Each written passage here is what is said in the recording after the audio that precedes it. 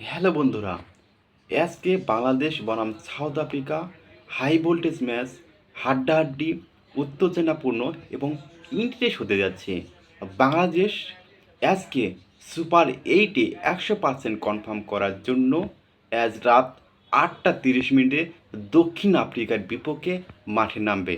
আমরা যারা ক্রিকেটকে ভালোবাসি, ক্রিকেটকে খোঁজখবর রাখি, তারা সকলেই জানি এবারের টি-20 বিশ্বকাপটা হচ্ছে ওয়েস্ট ইন্ডিজ ইন্ডিয়া এবং হচ্ছে ইউএসএ।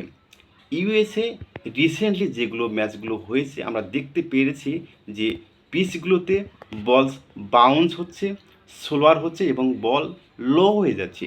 এই কারণেই আজকের ম্যাচটা বাংলাদেশের টিমের জন্য খুব ইম্পর্টেন্ট হতে যাচ্ছে। তাই আমি সব বিভাগেই বলবো, ব্যাটিং, বলিং এবং হচ্ছে ফিল্ডিং, 3 বিভাগেই 100% দিয়ে সার্ভিস দিতে হবে এবং ম্যাচটাকে জয় ছিনিয়ে নিয়ে আসতে হবে।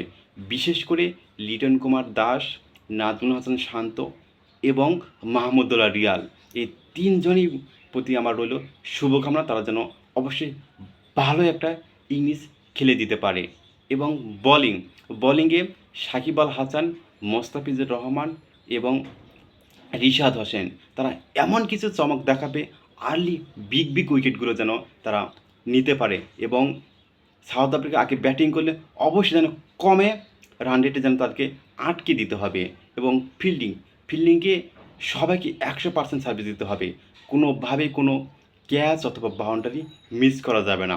আজকের ম্যাচটা যেহেতু নিউ ইয়র্কে খেলাটা হচ্ছে, নিউ ইয়র্কে প্রচুর পরিমাণে আমাদের দর্শক, কাউকে হুতাশ করা যাবে না।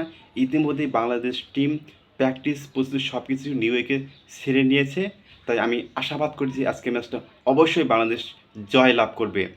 এবং পয়েন্ট টেবিলের দিকে যদি আমরা তাকাই, তাহলে 1 নম্বরে রয়েছে দক্ষিণ আফ্রিকা। তারা 2টা ম্যাচ খেলে 2টায় জয়লাভ করছে, তাদের প্লাস রয়েছে 789।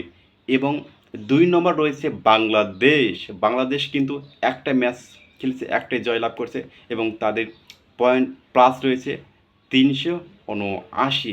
এটা একটা ভালো সুযোগ যে বাংলাদেশ 2 নম্বর রয়েছে, একটা খুশির খবর।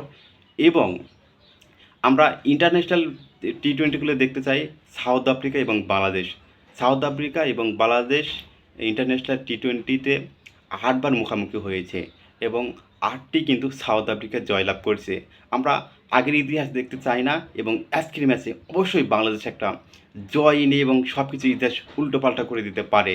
এটাই আমরা বাংলাদেশ টিমের জন্য রইল শুভ কামনা এবং আজকে অবশ্যই আমরা যেন ম্যাচটা জয়লাভ করতে পারি।